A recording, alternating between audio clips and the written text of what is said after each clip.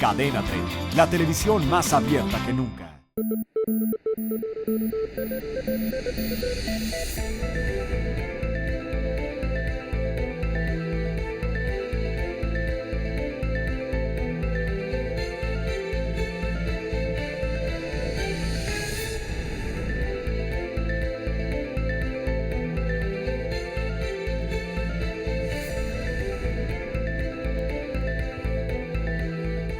Muy buenas noches, soy Pascal Beltrán del Río, le doy la bienvenida a Círculo de Ideas. Hoy me acompañan Pablo Iriart. ¿Qué tal? Buenas noches. Francisco Sea. Pascal, ¿cómo estás? Compañeros, buenas noches. Humberto Busaquio. Buenas noches. Ángel Verdugo. Buenas noches a todos. José Buendía. ¿Cómo están? Buenas noches a todos. Y José Luis Vargas. Hola a todos, qué gusto. Bueno, pues una semana antes de dejar la presidencia de la República, el presidente Calderón envió una iniciativa al Congreso para proponer que México se llame México, es decir, deje de llamarse Estados Unidos Mexicanos y se llame simplemente México, que es un nombre que no ha tenido formalmente este país, ha tenido dos Estados Unidos Mexicanos, el nombre que le dieron los constituyentes de 1824, y después en diversas épocas de la historia del país, principalmente el siglo XIX, se llamó República Mexicana. ¿Qué te parece, Pepe Buendía, esta propuesta del presidente? Bueno, no es la primera vez que se plantea. Sí, lo hizo en 2003. ¿no? Exacto. Él mismo. Incluso antes, durante el gobierno, entiendo, si mal no recuerdo, en el gobierno de Salinas, no sé si después en el de Zedillo, y la última vez, en 2010, un diputado panista ingresó también una iniciativa similar en el Congreso.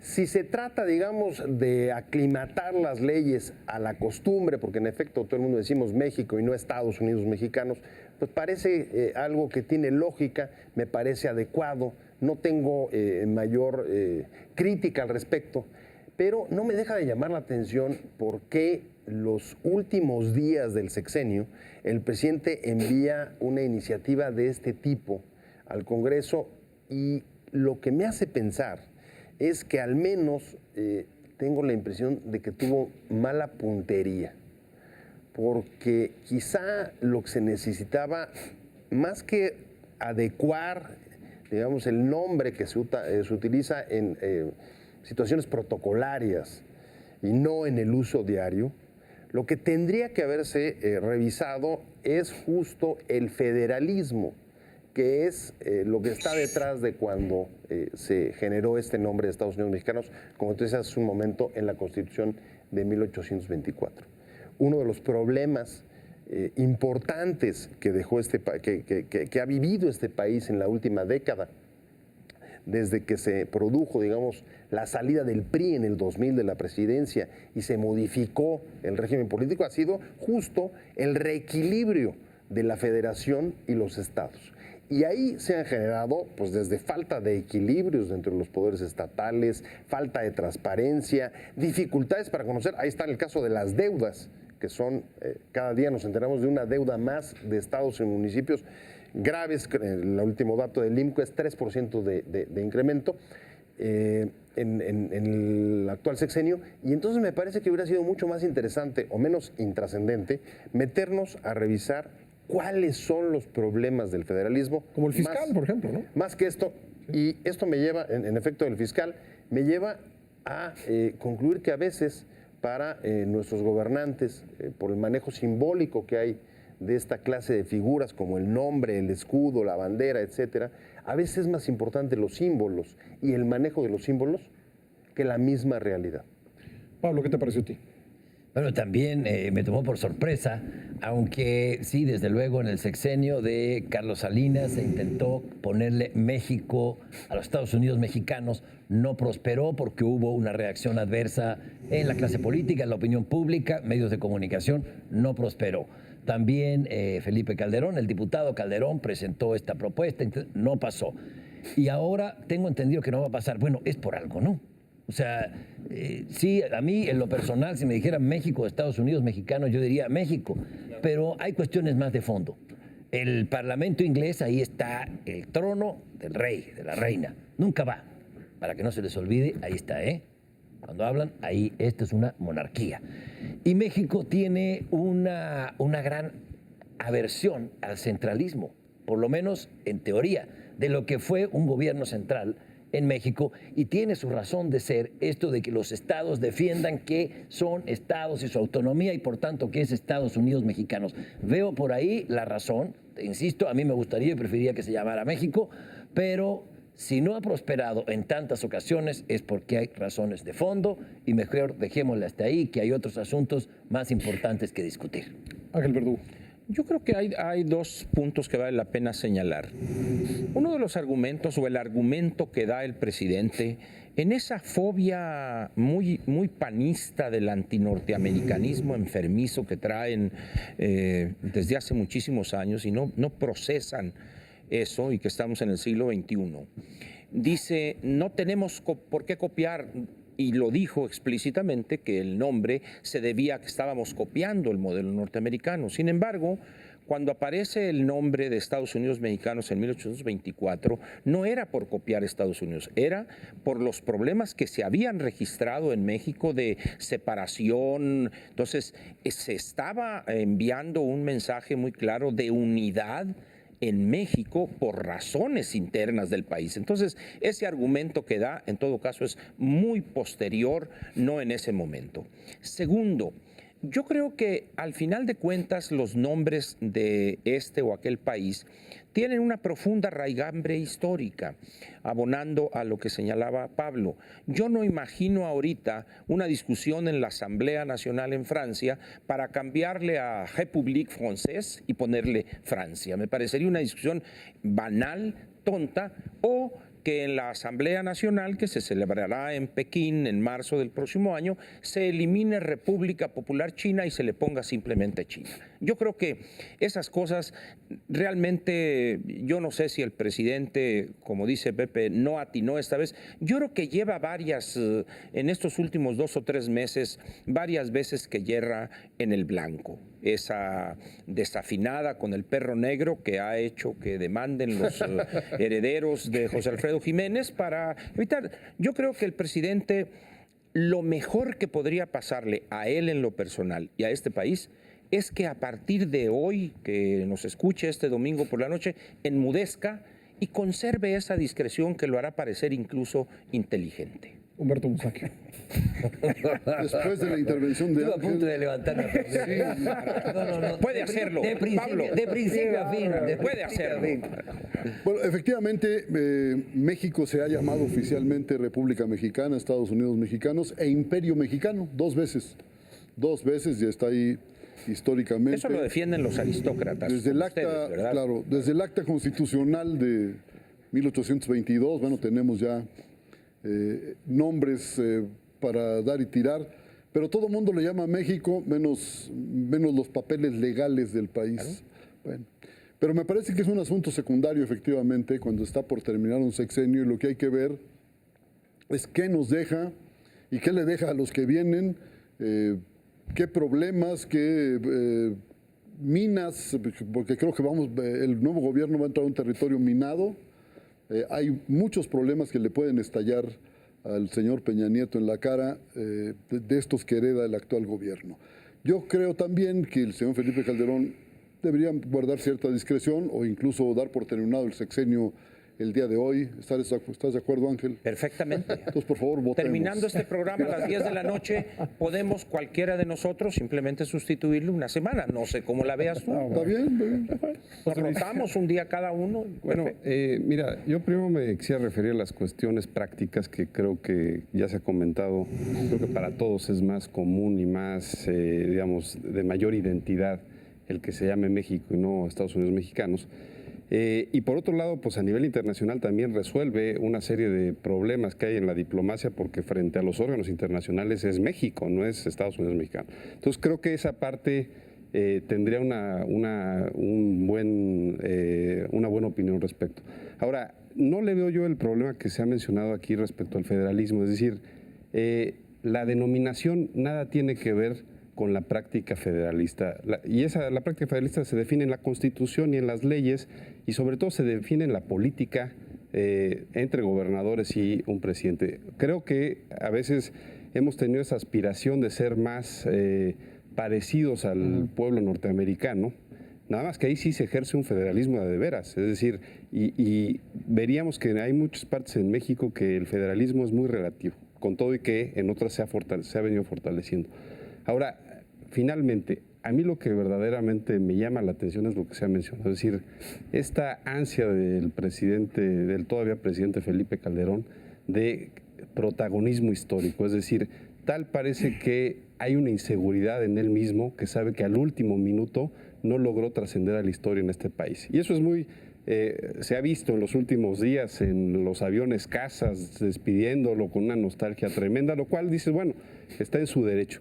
Pero ya querer trascender a la historia con estas cuestiones me parece que ya incluso sale del protocolo y en todo caso le correspondería a un nuevo presidente con un nuevo arreglo entre gobernadores poner esa decisión y sobre todo discutirla y consensar qué es lo que mejor conviene para el país. En el tema de fondo es interesante lo que dice Pablo, la versión que podría haber al centralismo.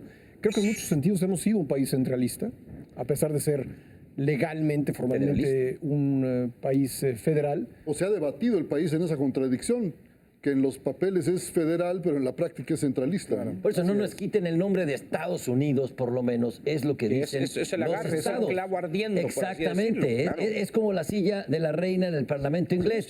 Ahí está, somos Estados Unidos. Claro.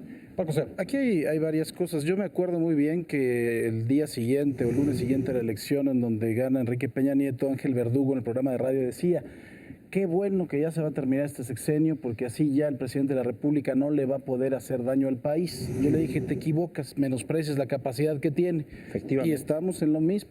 Yo retomo dos figuras, uno de ellos Abdalá Bucaram, ustedes se acuerdan, expresidente de Ecuador, y el otro Hugo Chávez. A uno le decían el loco y al otro le dicen el payaso continental. A mí me parece que de alguna forma ponerse a cantar un presidente de la República es una forma de menospreciar la institución presidencial. Pero también refleja los últimos días de un hombre que ya se va y que yo no sé si ya de alguna forma ya se distendió o si tiene algún tipo de depresión porque ya se va de Los Pinos y está empezando a hacer una serie de cosas que a mí me llaman mucho la atención. En un país en donde él dice que sí luchó, porque además fue parte de sus últimos discursos, por abatir la pobreza, no lo dudo, pero yo sí lo hice, pues bueno, las cifras le dan la espalda cuando además de todo un país que tiene cerca del 50% de la población en alguna clase de pobreza, cuando tenemos un país con una inseguridad verdaderamente brutal en todos los rincones del país, que tú metas una iniciativa al Congreso con esas características, y coincido con el asunto del federalismo, es un asunto histórico que tiene sus raíces históricas en este país, en problemas que han pasado, y no voy a debatir el asunto filosófico del cambio de nombre, porque para muchos así es, pero a mí me parece una falta de respeto incluso a la población, que cuando estás con esto, metes una iniciativa para cambiarle el nombre a México, porque México es México, pues sí, Chile es Chile, y Brasil es Brasil, como bien decía Ángel Verdugo. Yo nada más también me imaginaba, en el momento en que se le cambie el nombre, no habrán pensado la cantidad de papel que tendríamos entonces que volver a emitir, ¿no? Porque jurídicamente a lo mejor ese papel no iba a existir, los troqueles nuevos de la Casa de Moneda, los billetes que se tendrían que emitir. Bueno, por Dios, o sea, yo creo que un poquito de seriedad y de respeto al país, y ya yo también coincido, ya que se calle por piedad, ¿no? Porque creo que ya está saliéndose de sus casillas, ¿no? Pablo. Yo estoy de acuerdo con lo esencial que ha dicho Paco, o sea, bueno, con lo que han dicho todos. Me preocupa algo que flota en este ambiente. Me preocupa un cierto ambiente, un clima de pre-linchamiento de Felipe Calderón. Por lo que se ha estado comentando aquí, y ahí no me parece. Creo que ha sido un presidente, dio lo mejor de sí, como prácticamente todos los presidentes, no intentó hacer daño, encontró una situación tremendamente explosiva en materia de seguridad, no resultaron las medicinas que hubo, era lo que había, eran las policías que había, era la tropa que había, estaban preparados para otras cosas. Me preocuparía que esto nos llevara a un linchamiento de un presidente de la República en este ejercicio sexenal de sacarle el corazón al que se va. Pepe. Nada me parecería, y coincido con Pablo, más negativo que hacer un linchamiento de ese tipo.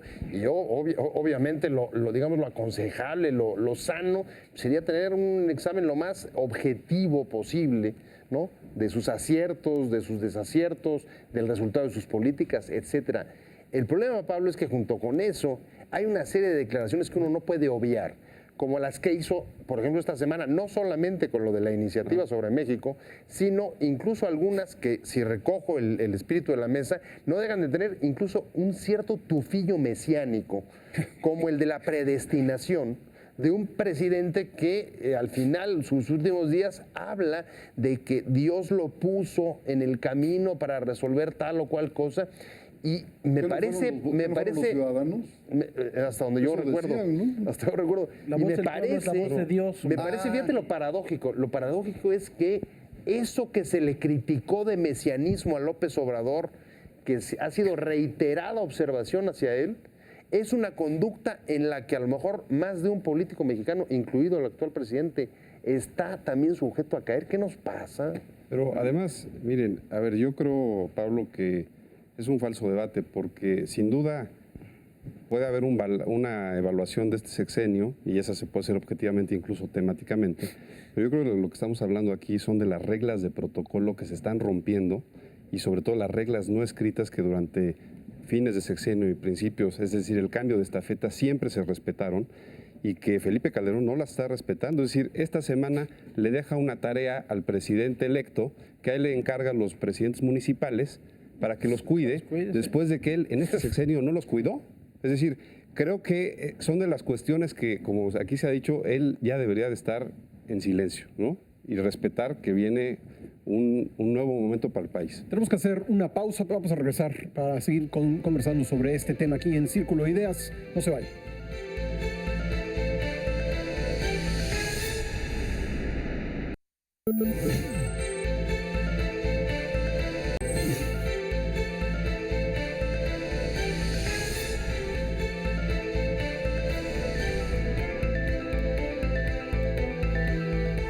Regresamos a Círculo de Ideas. Se quedó candente el tema aquí en la mesa. Estamos viendo un linchamiento del presidente, pronto expresidente Calderón, o simplemente la tradición sexenal, Ángel Verdugo. Yo creo que quizá estemos en los prolegómenos, diría el doctor Sánchez Vázquez, de un linchamiento, en la parte previa al linchamiento. Y yo creo que el presidente mismo está atizando ese sentimiento. Yo creo que en aras de su figura, de ese legado que indiscutiblemente es de claroscuros, o sea, hay muchos claros que deben señalarse y hay que reconocerlos, pero él está echando por la borda eso. Yo creo que si hay alguien que está atizando de una manera sistemática, constante, permanente, el linchamiento a Felipe Calderón, es el presidente mismo. A lo mejor no tenemos en este país, Paco, sea una expresión como los estadounidenses de lame duck, un funcionario que está... El pato cojo. El pato cojo, que está por dejar el poder, que realmente ya no tiene nada más que hacer que esperar los días que le quedan de presidencia. ¿Tú cómo ves? Mire, yo finalmente aquí comparto en parte la opinión de Pablo, pero creo que la expresión de que dio lo mejor de sí se puede utilizar con Ana Gabriela Guevara cuando está corriendo, se puede utilizar con un boxeador, pero no con un presidente de la República. Ahora, me preocupa fundamentalmente lo que tiene que ver con la seguridad. Me parece que fue un hombre muy caprichoso durante todo el sexenio. Y en base a esos caprichos o una necedad, si me permiten mejor el término, en base a eso sostuvo también a un secretario de Seguridad Pública que hoy en día tienen que, ese edificio que construyó en materia de seguridad lo van a tener que tirar. Y ese es el sello de su sexenio.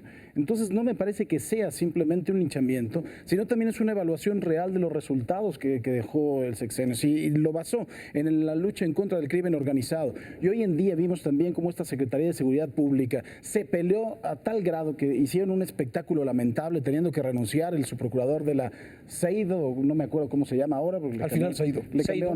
Era Siedo. Tuvo que renunciar el subprocurador Cuitláhuac Salinas, que además de todo me parece que es una persona capaz y que lleva mucho tiempo trabajando. Es que en tierra de Seidos el tuerto es rey. Bueno, pero finalmente... No, el señor Musacchio quiere el abrigo y el paraguas. No. Realmente asistimos a un espectáculo lamentable y de verdad esto viene de atrás. Arturo Chávez también tuvo que salir de la Procuraduría General de la República y se hizo un súper secretario. Hay por ahí una caricatura de Helio Flores, me parece, en donde es un Felipe Calderón que está viendo hacia arriba una estatua muy grande, mucho más alta que él, y dice el único logro, y es una estatua de Genaro García Luna, ¿no? Y el único logro es que no se llevó ni un rasguño Genaro García Luna. Esa es la realidad de las cosas. Tenemos muchos casos, ya lo platicábamos, el de Florence Cassé, estos enfrentamientos con la PGR, que de verdad el asunto es muy complejo. Bueno, ¿y cómo termina con lo de Tres Marías, no? Y cómo termina con lo de Tres Marías, y además de toda una defensa ultranza y una serie de mentiras que parece que ha sido también el sello de la Secretaría cada vez que ha habido un problema y ese problema sale a la luz pública, ¿no? Humberto. Yo quiero volver atrás en el asunto de la contradicción en la que vive este país entre federalismo y centralismo y recordar que esto se remonta a la colonia. Durante la colonia, bueno, pues no había más voluntad que la del rey, pero Bueno, se necesitaba un pasaporte pero interno este era para un viajar reino, a este país. Nueva España, y la creación de los estados ya en el México independiente, en buena medida se deriva de la existencia de provincias. Entonces tenemos una tradición pues ambivalente en ese aspecto. Pero ahora voy a lo de el linchamiento, el presunto linchamiento de Calderón. Yo creo que no se va a producir por una razón elemental. Desde 1994, porque hay que ponerle fecha, creo que el periodismo mexicano conquistó un amplísimo margen de libertad de expresión. Un amplísimo margen. Y si ustedes se fijan, cuando el periodismo está callado frente al poder, cuando ese poder deja de existir, pues entonces sí procede el linchamiento. Pero en el caso de Zedillo, en el de Fox, en el de Calderón, hemos dicho lo que se nos ha pegado la gana. Y creo que hasta ahora sin consecuencia. Los periodistas asesinados, secuestrados, etcétera, no son víctimas directas del gobierno federal, de ninguna manera, sería injusto decirlo. Han sido víctimas de las bandas de narcotraficantes y quizá de alguno que otro gobernador.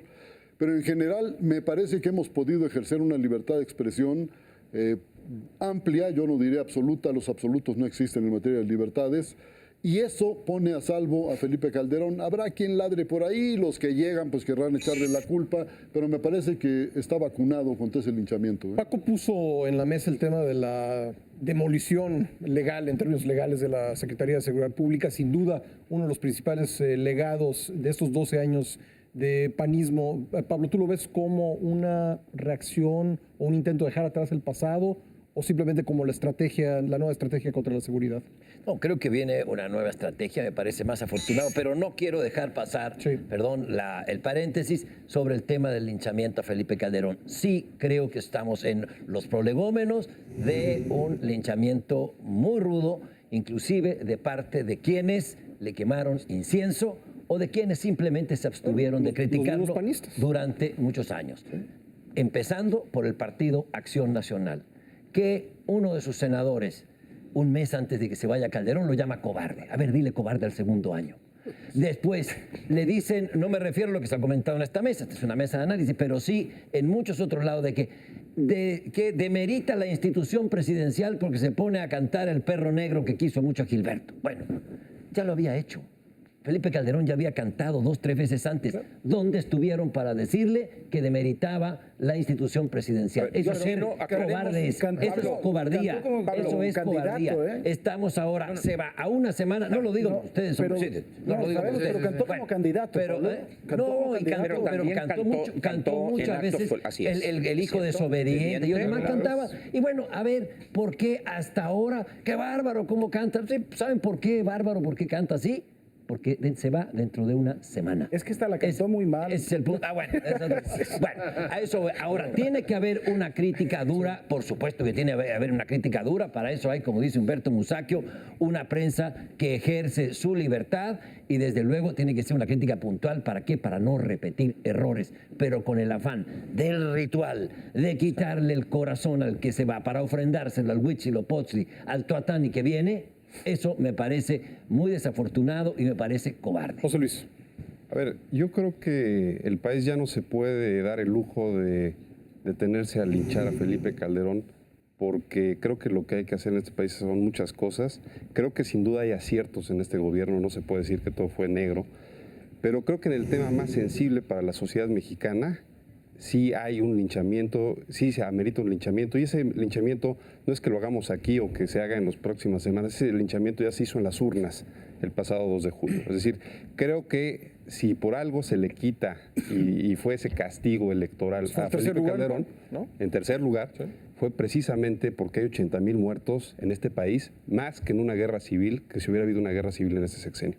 Y eso me lleva a una cuestión que sí creo que es lo que sí, mejor que linchar, sí se puede hacer en las próximas semanas y en los próximos meses, que es revisar por qué hubo tanto empecinamiento en esa política, en esos funcionarios, es decir, pero eso es otra cosa, eso no es linchar, eso no es linchar, es diferente. Genaro García Luna es un funcionario que desde hace al año del sexenio tenía que haber salido. Por algo no salió. Desde mi perspectiva no salió porque el gran negocio de este gobierno estuvo en la seguridad. Y eso es lo que creo que hay que investigar. Ángel. Voy a ser políticamente incorrecto como pocas veces lo he sido. Yo no comparto esa posición de se va a desmantelar totalmente la Secretaría de Seguridad Pública y el ingeniero García Luna es lo peor de lo peor. Yo creo que se va a conservar muchas de las cosas que están ahí, no solo porque deben conservarse, sino porque además le han costado miles y miles de millones de pesos al Estado mexicano. Entonces me parece de entrada que obliga la situación más que en otras ocasiones a hacer un uso eficiente de los recursos. Oye, la AFI también le costó y Genaro García Luna la desmontó después. Sí, pero las dimensiones son diferentes. Lo que ha construido en la Secretaría de Seguridad Pública no tiene parangón en la historia reciente del país en términos de inversión. Hay otro elemento ahí en la policía que se ha constituido, que se ha conformado en estos años, no ha habido en la historia de México una policía o un cuerpo encargado de esas labores donde haya tanto talento ahí acumulado. Eso es algo que también debe reconocerse. Durante muchos años, ciertas personas ligadas a la seguridad nacional intentaron incorporar a profesionistas y siempre se encontraron, primero, con la desconfianza dentro del mismo aparato y segundo, con el rechazo de los mismos potenciales contratados. Ahora, yo creo está que el talento, yo sí quisiera que lo explicaras, pues, no lo vemos los ciudadanos. A ver, están haciendo labores de inteligencia. Como todo, dijo ¿no? aquel, el que un ciego esté aquí no vea, eso no quiere decir que no haya cosas. Los ciudadanos ¿verdad? no ven Mira, los ciudadanos o compran Ven otros sangre, lentes ven o muertos, se van a eso hacer ven. un análisis oftalmológico. Hay ahorita miles de profesionistas en la Policía Federal que hay que aprovecharlos. Ya fueron entrenados, capacitados, se invirtieron millones y millones de pesos en ellos. Es decir, no puede un Estado, un país como el nuestro decir borrón y cuenta nueva porque eso nos formó Genaro García. Yo creo que eso también, claroscuros. Que le van a cobrar muchas facturas al ingeniero García Luna, es cierto, ya él se encargará de defenderse o sabrá si renegocia esas facturas. Sí. Pero yo creo que sí deberíamos matizar porque no se va a borrar de un plumazo eso. Eso es lo que quería decir. Creo que hay una distinción que es necesario subrayar. Ha estado, digamos que, pululando sobre la mesa. Yo creo que una administración, cualquier hombre público, comenzando por el presidente, tiene la obligación de rendir cuentas y los ciudadanos, su país, juzgarlo en función de razones, en función de argumentos. Eso es común a cualquier democracia. Otra cosa muy distinta es, utilizando la palabra que ponía Pablo hace un momento, la del linchamiento.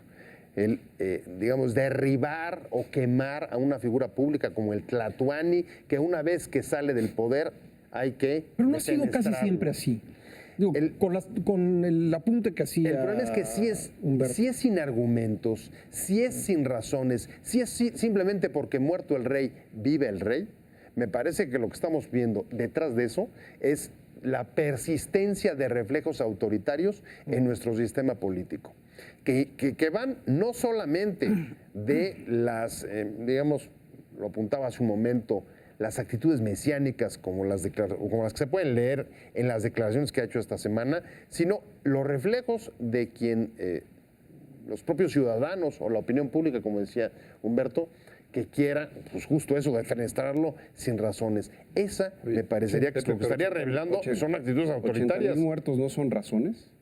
Pero una No, no, cosa no, no, es no, no, un no. debate razonado y otra cosa es linchar, linchamiento, el linchamiento claro, público, ponerlo Linchamiento no con tiene razonamiento, caricaturas, no tiene análisis, irracional. claro. No, Así desde es. luego. Y si hay asuntos que aclarar, tendrán que ser aclarados. Y si las áreas de seguridad incurrieron en desapariciones forzosas, derechos humanos, para eso están las Sí, las leyes. leyes. Pero no puede estar este tribunal de la opinión pública que en todas partes funciona terriblemente de una manera con sevicia y crueldad. Ahora, es que finalmente también dentro de esta discusión hay que tomar en cuenta lo que hizo el propio Calderón para propiciar el clima. Sí, porque ¿qué es lo que pasa cuando dos niños se pelean en la escuela? Cuando uno es el más grande, pues le pone una arrastrada de aquellas y ya cuando se va, por lo menos lo único que le queda al otro es una mentada, ¿no? Y eso es desgraciadamente lo que pasa muchas veces en este país. Digo, eso de que tenemos una libertad de expresión como nunca, sí, sin duda. Pero de ahí a que aquí en este país se pueda tocar castañuelas cada vez que estás hablando en un micrófono y en una cámara, la cosa es muy distinta, ¿no? Hay matices, hay intereses y eso es una realidad. Entonces, por supuesto que sí, ya se está empezando a soltar un poquito ese control y eso es lo que empieza a suceder. En el caso particular de la seguridad pública, yo reitero, hay un hecho que a muchas personas les queda o no les ha quedado muy sobre la mesa, no les ha quedado patente. Hace aproximadamente 2 años y medio renunció el titular del órgano el contralor del órgano de control interno Asuntos de la Secretaría de internos. Seguridad Pública, Que depende de función pública. que depende de función pública, pero renunció Edgardo Flores Campbell. Si ustedes se acuerdan de él era una persona muy cercana a Felipe Calderón, en su momento fue, me parece que coordinador de logística, ¿sí? Y cuando renunció, nunca se dieron las razones por las cuales renunció. ¿Sí? Creo que por ahí habría que echarse un clavado, ver qué fue lo que sucedió, cuáles eran los expedientes que estaban abiertos. Y en segundo lugar, si ustedes también recuerdan, cuando él fue a Financiera Rural, ¿no? Después de ahí se fue a Financiera Rural, fue cuando se viene y se da la destitución de De la Madrid como el director de este mismo organismo. Entonces, reitero, creo que finalmente este clima de linchamiento en el cual coincido que sí, hay muchos periodistas que son muy cobardes, y tiene toda la razón Pablo, que durante todo el sexenio, bueno, iban con él en las giras, lo acompañaban, lo apapachaban, y hoy en día es la cosa más asquerosa del mundo. Y eso está pasando. Está documentado, ¿no? además. Exactamente. Y otra de las cosas es que se está soltando ese control y, por supuesto, hizo muchas cosas como presidente de la República, tocó muchos intereses, y estoy hablando también en el plano personal, y ahorita hay muchos que se la están cobrando, ¿no? Entonces se llama venganza. Pues de alguna forma, pero es una venganza, y cuando son muchas venganzas juntas es linchamiento, ¿no? Más allá, perdón, que hablar de linchamiento, yo creo que sí se vale una crítica fundada. Y yo, por ejemplo, un punto en que mencionaría es que fue el gobierno del amiguismo, el gobierno de los amigos del pupitre de Felipe Calderón, que los hacía secretarios, los amigos que le cargaban el portafolio, que los hacía secretarios. Es decir, salvadas excepciones de secretarios que fungieron con su papel, la verdad es que quien llegó en su mayoría a los cargos de máximo nivel no tenía la estatura ni profesional ni de conocimientos, y estábamos hablando de manejar el país. Pero también Nada más. hubo una maestra, ¿no? Georgina Kessel, dicen los malquerientes de Calderón, que lo aprobó y la hizo Era de secretaria de maestra del Energía. Maestra del ITAM. Mi tía pues, Georgina, maestra. por favor. Tu tía Georgina, Muy bien. efectivamente. Vamos a una pausa, regresamos y seguimos con temas de la agenda pública aquí en Círculo de Ideas. No se vayan.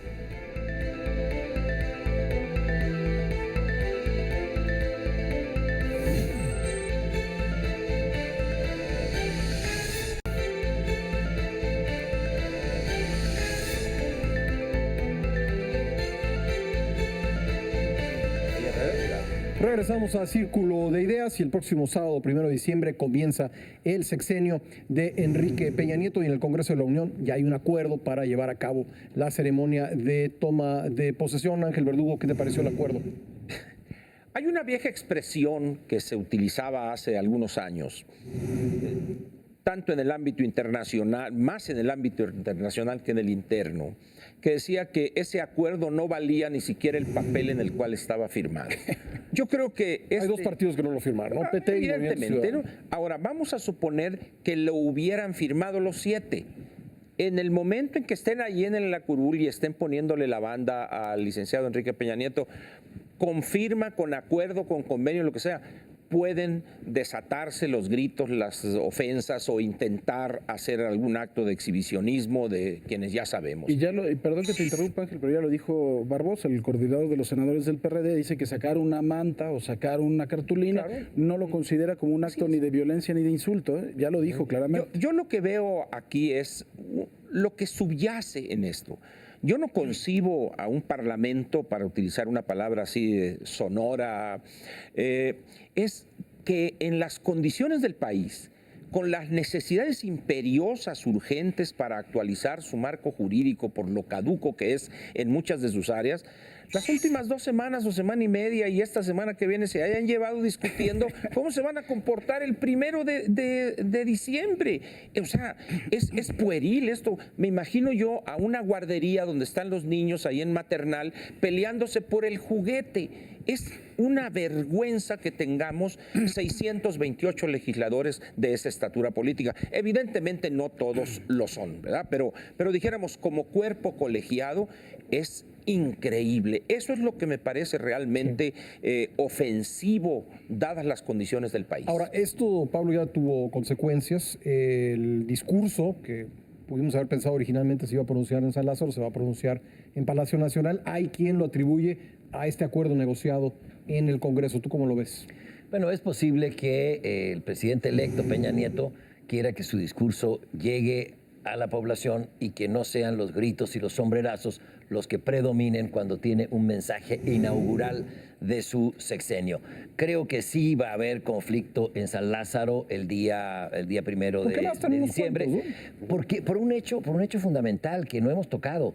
Coincide con la principal fractura de la izquierda mexicana en muchas décadas, que ocurrió esta semana, que es la salida de López Obrador del Partido de la Revolución Democrática, que ya lo había anunciado, pero sí la llegada de Morena, un nuevo partido político al que se van algunos miembros del PRD y otros se quedan mientras les arreglan la casa. Mientras les arreglan la casa y la aventura se consolida. Pero por supuesto que sí va a haber, ahí vamos a poder observar quiénes se van a ir del PRD, quiénes se van a ir a Morena. Los tenemos, el grupo de Bejarano. Bueno, el problema es que no lo quieren en Morena tampoco. Pero sí, no se van a contener y va a haber desorden en San Lázaro. Por eso la toma de posesión, jura lo que dice la Constitución y luego a dar su mensaje a Palacio Nacional. Me parece aceptado. Paco, yo también coincido totalmente. Aquí finalmente la gente del PT, del Movimiento Ciudadano, van a interpelar seguramente, tendrán algún tipo de postura. Eso a mí me queda también perfectamente claro y coincido mucho más con Ángel Verdugo. De verdad, es increíble que tengamos que estar en este tipo de discusiones, ¿no? La toma de protesta de un presidente de la República que ganó las elecciones, pues tendría que ser un acto, de verdad, claro que es un acto protocolario, es un acto republicano, que es importante finalmente. Es una acto de civilidad democrática. Digo, hasta psicológico, ¿no? Antes estábamos viendo a Calderón hacer los discursos y traer la banda. Psicológicamente tenemos que ver que se le entrega a otra persona. Creo que es importante, pero no debería de ser algo que cause ningún tipo ni de trauma ni de confusión. O sea, debería de ser un acto automático, respetuoso y punto. No importa si el presidente es Peña Nieto, si es López Obrador, si hubiera sido el Roberto Madrazo, Felipe Calderón, Josefina Vázquez Mota, quien me digas. Creo que finalmente se tendría que ser un acto respetuoso, un acto rápido y ponernos a trabajar, que es lo que este país necesita. Pepe Gundía. La verdad es que sí es sorprendente. Estamos hablando de que un acto de esta magnitud, la toma de posesión del próximo presidente del nuevo gobierno, se tenga que realizar sin que los poderes, el Ejecutivo, el nuevo Ejecutivo, el Ejecutivo saliente y el Congreso puedan hablar, puedan contestarse, puedan escucharse. Ya sea porque uno no va a estar presente cuando hablen la pluralidad, la diversidad en el Congreso, o por el temor, como decía hace un momento Pablo, de que haya reacciones, haya protestas, etcétera. Y creo que aquí lo que estamos viendo es que no es lo mismo pluralidad que pluralismo. Pluralidad es un conjunto de partidos distintos que están en un Congreso y pluralismo es una actitud de abrir. Es aceptar que hay otros. Exacto. Abrir el espacio, entender, ver a los otros. Y eso es lo que creo que no estamos teniendo en nuestro régimen democrático. La competencia que tenemos por el poder no se está reflejando en nuevas actitudes democráticas que nos hagan superar, como decía Paco hace un momento, esta clase de episodios pues, que son bochornosos y que llaman la atención.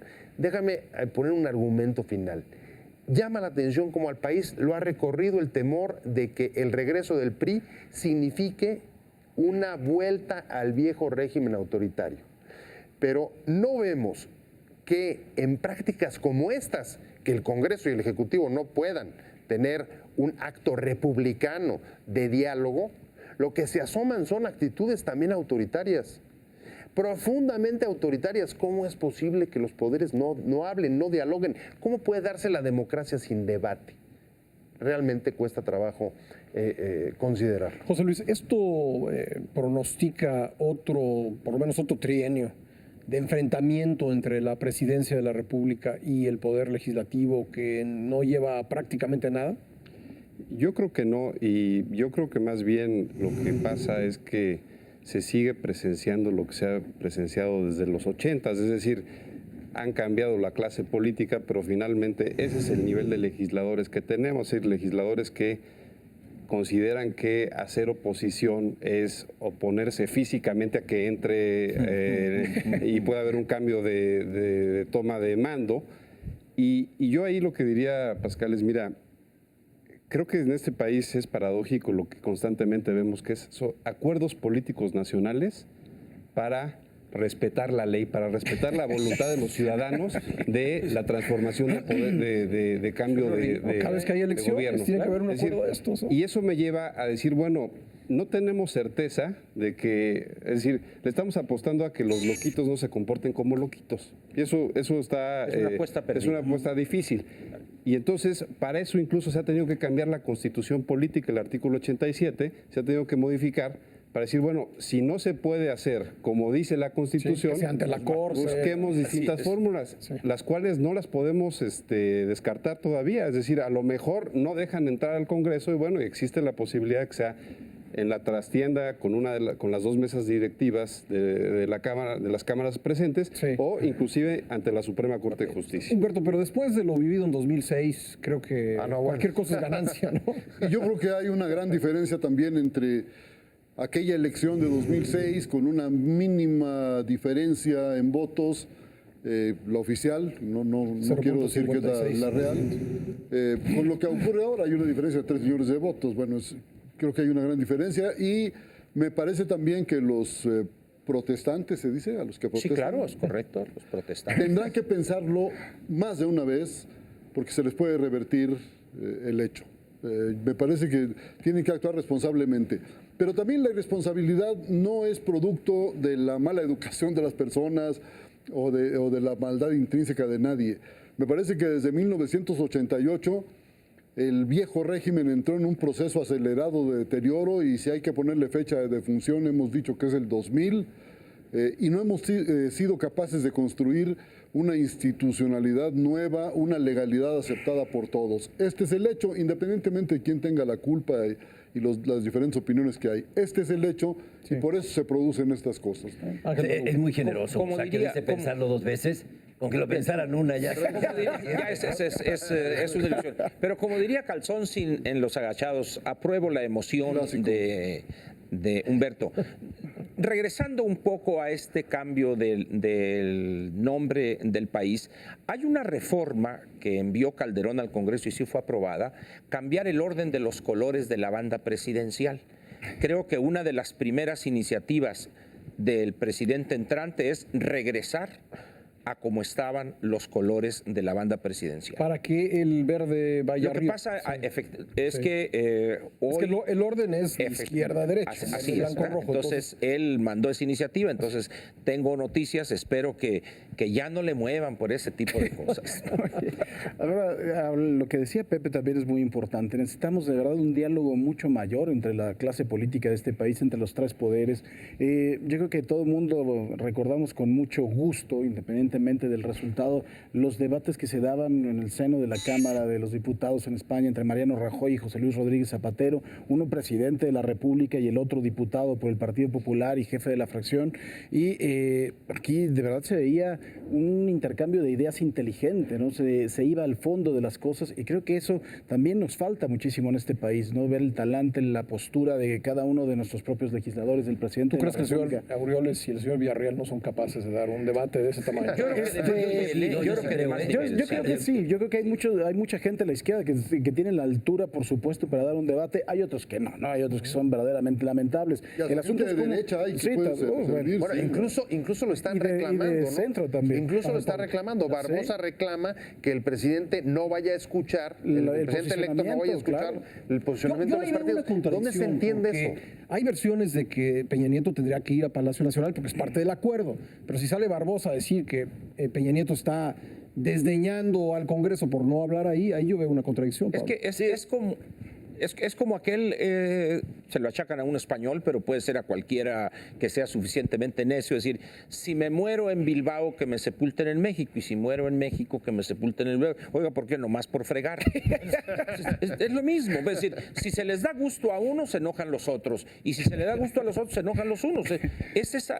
Manlio los describió perfectamente, esa bipolaridad que los caracteriza a estas personas, pero no de hoy, ¿no?, sino prácticamente desde siempre. Yo creo que aquí se está reflejando algo que hemos venido arrastrando desde hace mucho tiempo. En el Congreso sí hay debate, sí hay diálogo, sí hay ideas. Lo que pasa es que predominan los desahogos de una minoría, a veces violenta, generalmente simplemente contestataria y grosera, que es la que acapara los reflectores. Esto se ha venido dando desde hace mucho tiempo con consecuencias muy nocivas. Las mayorías tienen miedo de ser mayorías. Efectivamente. No pueden asumirse. ¿Por qué? Porque del otro lado dicen, nos mayoritearon. A ver, Es la ¿qué quiere decir democracia. con nos mayoritearon? Negociaron. Esa es la democracia. Negociaron en lo oscurito porque se reunieron. Bueno, esa es parte de la democracia.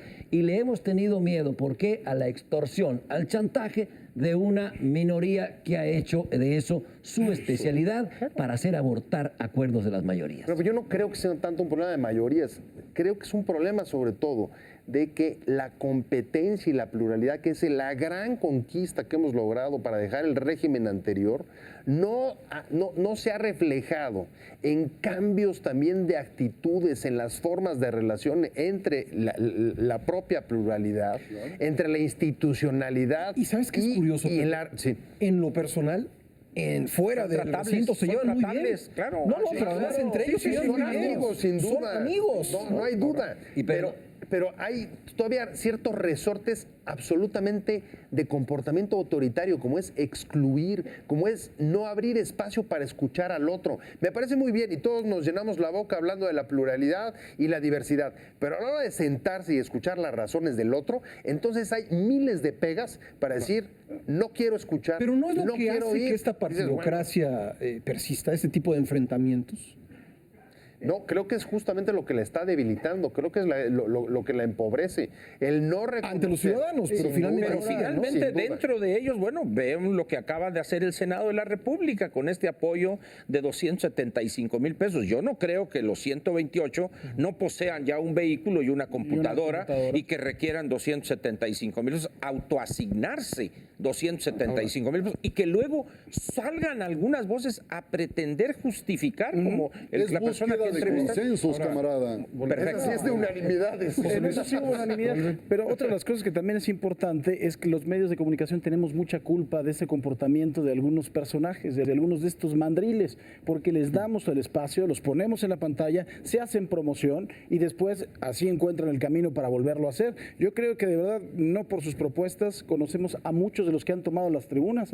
Yo creo que hay muchos que son tomadores de tribunas y tomadores de otras cosas, que los conocemos gracias a que los medios los hemos encumbrado, porque miren, el payaso de San Lázaro. Es nota, es Ahora, nota. ahora volviendo al tema de la toma de posición, no olvidemos que es un acto protocolario, es un acto que es para el presidente, que es un simbolismo a la nación, pero que lo que yo creo que es lo que realmente importa es cuáles son los actos subsecuentes a esa toma de posición, es decir, cuál va a ser el gabinete, cuál va a ser la agenda, cuáles van a ser los primeros actos de gobierno y de poder de Enrique Peña Nieto. Yo creo que ahí es donde tenemos que fijar mucho la atención, porque lo otro, la verdad, es circo que además a los legisladores, con esta baja calidad que hemos hablado, pues les encanta hacer porque por sus ideas no brillan, en su gran mayoría. Sí, claro. No, creo que el Los símbolos tienen su sentido. Claro. Estoy de acuerdo en lo que dice José Luis. Lo importante viene en a ver cuáles van a ser sus ejes rectores del sexenio, su gabinete. Pero los símbolos tienen un sentido. Me gustaría, como ciudadano mexicano, empezar con el pie derecho.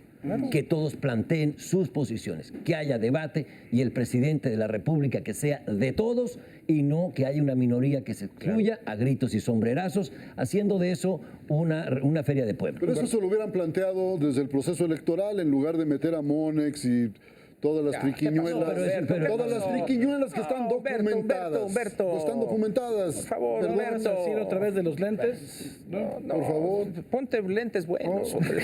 Bueno, llegamos así al final. Muchas gracias a nuestro panel por sus intervenciones el día de hoy. Gracias a ustedes en casa. Soy Pascal Beltrán del Río. Los espero el próximo domingo aquí en Cadena 3. El próximo domingo, por cierto, ya habrá presidente constitucional de los Estados Unidos mexicanos. Nos vemos entonces. Hasta luego.